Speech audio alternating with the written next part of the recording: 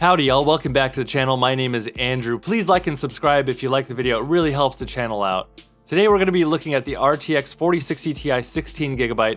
This card probably has one of the worst reputations of any graphics card currently on the market because of its value and performance. So we're going to take a look at it in Cyberpunk 2077 to see what we can get out of it. And also take a look at what Nvidia was maybe thinking with this card. What was their approach to the design? And, well, let's just get right into it.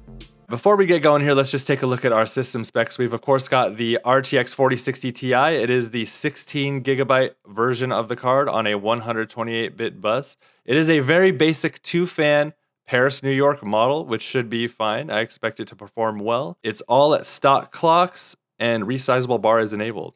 We're also on the Core i7-13700K with 64GB of DDR5. All right, here we are in Cyberpunk. Let's take a look at our settings to start with. We are at 1080p. We are gonna go straight to the Ultra preset, turn off any resolution scaling, and turn off these little things here. And let's see where we start off with 1080p Ultra. No upscaling, this is native resolution. And as I figured, this does quite well at Ultra. We are in the 80s, you know, getting up even over 100 at times. Very good experience at native resolution at 1080p. And I think I think that should be a common experience with this card. 1080p native with no RT should be quite good in most games, I would think. And we'll definitely take a look at more games in the future on this card. So yeah, now that we have... So since we have a kind of a baseline here, let's just go straight to RT at 1080 and see how that works for us. We're going to keep our upscaling off, and let's see where that gets us. And we drop down into the 40s. What I'm sensing here is that this is a very smooth 40 FPS experience. So there are lots of games where, oh my goodness. There are games that have really inconsistent frame pacing, and it really makes a 40 FPS experience really bad. This actually isn't even that bad. You could actually play like this if you wanted to, but I don't really think there's a reason to because we have DLSS. So let's just go straight to DLSS quality, and now we're up in the 80s. Yeah, this feels really good. 1080p RT Ultra DLSS quality. Very playable experience.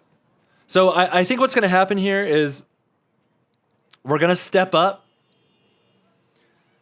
And each graphical setting we step up, we're going to have to engage another mode of DLSS. And I think that's where this card is supposed to be. I think this card was designed for DLSS.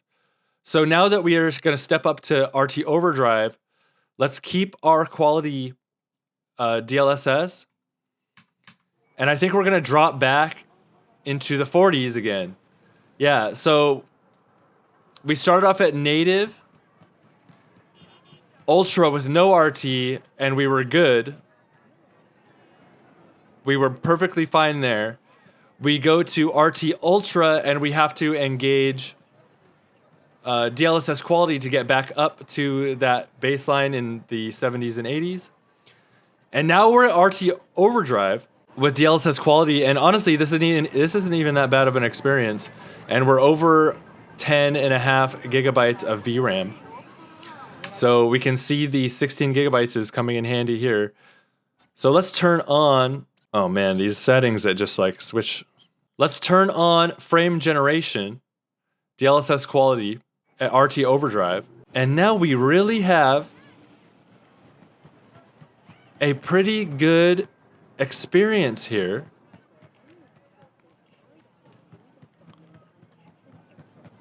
At 1080p RT Overdrive, which is pretty amazing, I've got to say. Over 11 gigabytes of VRAM, and that's pretty impressive. As far as I can tell here, the latency is not that bad. It is really not too bad. This is playable. So let's go ahead and let's crank up our resolution to the next level, 1440p. And let's go back to our Ultra, no upscaling. And so this is 1440p native Ultra. Whoa, what are these guys doing? Oh, let's get in a fight. So 1440p native RT Ultra.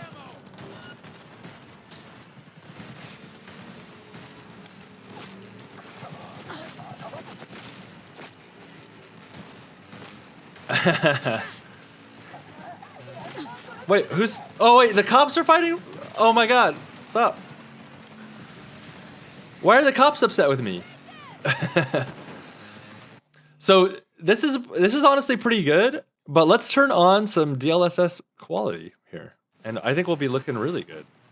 Why were the cops so mad at me? So yeah, now we're up in the 70s, and this is very playable at 1440p. And it looks really nice.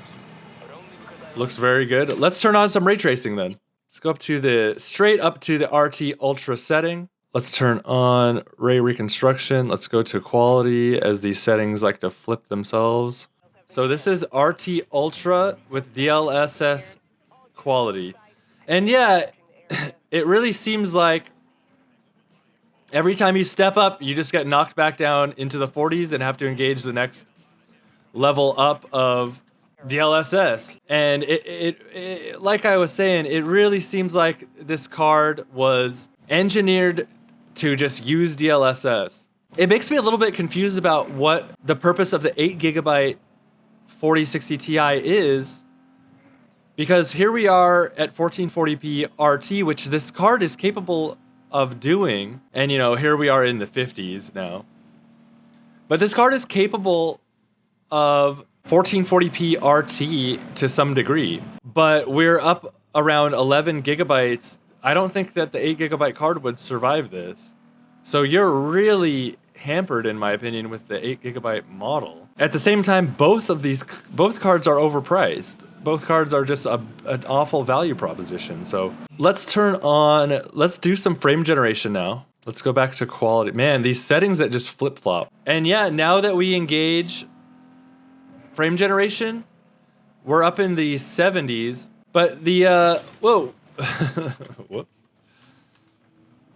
The latency at this point, it doesn't seem too bad. I know some people are really sensitive to it, but this doesn't feel too bad to me. Let's see if we can do any RT Overdrive with DLSS quality. Let's see where this lands. I bet it pops us back down into the 40s again. Let's just see. And yep, popped us right back into the 40s and 50s.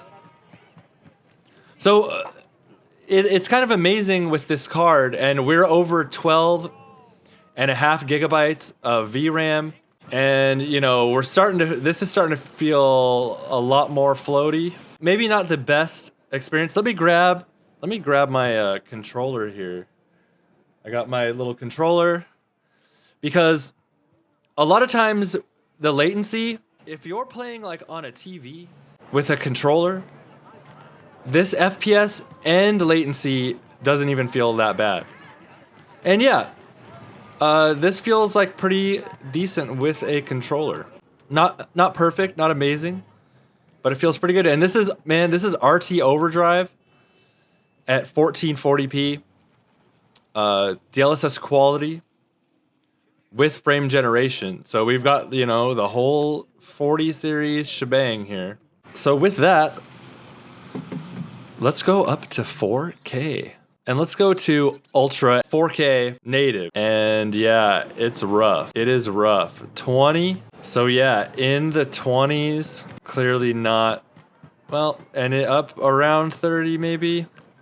And I'm guessing that this has something to do with the memory bus width. It just seems like it should do a little bit better at 4K native. So let's turn on some DLSS. Let's go to balance. My rule of thumb with this is that at 1440p, quality is a great setting for DLSS, and a 4K balance becomes a great setting.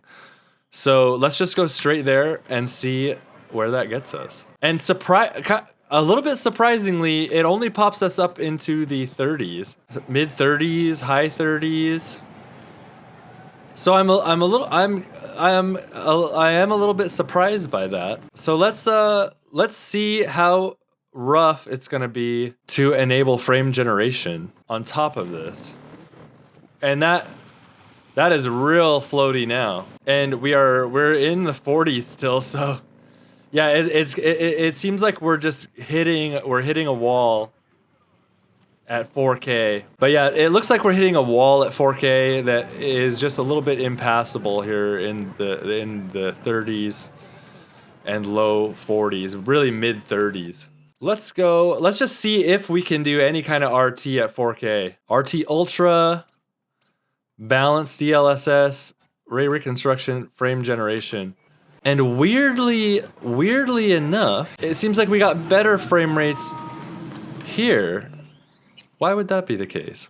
Let's go pick a static scene here and try and figure out what's going on. Let's go back to Ultra preset, DLSS balanced with frame generation. And okay, we're in the 50s now. We're in the 50s now with this. So okay, now let's see RT Ultra DLSS balanced. Turn on frame generation. Let's see what this gets us. Okay, a little bit of a hit. So I had some settings mixed up there apparently.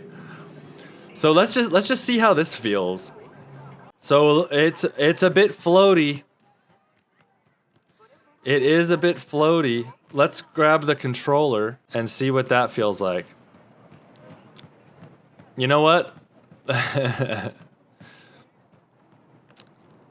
It doesn't feel too awful with the controller. It actually doesn't. Let's see. Let's drive around a little bit. I mean, it's kind of shocking that it doesn't feel too awful with the controller. But honestly, doesn't like if you have your 4K TV, I think you can play at 4K on this card. Maybe not with RT Ultra enabled. I would probably just go to, in fact, let's go to, and we're up over 14 gigabytes of memory. So it's kind of interesting how much memory we're using, and that this card is capable of this simply because it has 16 gigabytes of VRAM. So let's go to high, DLSS balanced with frame generation. And I'm just gonna like act like I'm sitting on the couch with my, on my TV. So yeah, if you, sorry, I'm an inverted person and my controller's not inverted. But man, if you are, and we're over 13 gigabytes of VRAM, you can honest to goodness play this game on your TV with a controller at 4K, which is, in my opinion, pretty impressive, honestly. What a weird graphics card. And I think that brings me to my conclusion with this, that this card was just completely designed for DLSS technology. I think it was an experiment by Nvidia to see how the market would tolerate a card that was purely built with DLSS and upscaling technologies in mind, including, you know, not just the upscaling, but the frame generation as well. And and honestly, I think the 16 gigabyte version makes some sense there with that, because you can reach some of these higher settings with the VRAM that they've given you on this card that I don't think you can reach with the 8 gigabyte model.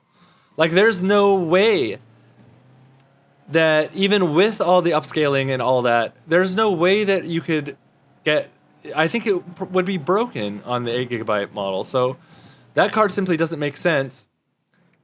Neither of these cards truly make a ton of sense just from a value standpoint. they're just too expensive for what you get, for the performance level you get. But it does feel like an experiment by Nvidia to see if the market would tolerate a card that really relied on the 40 series technologies like, you know, DLSS, upscaling, and frame generation. And I'm just sitting here playing this, and even though I'm reaching the, like, not even 60 FPS with frame generation, playing with a controller, it doesn't feel that bad.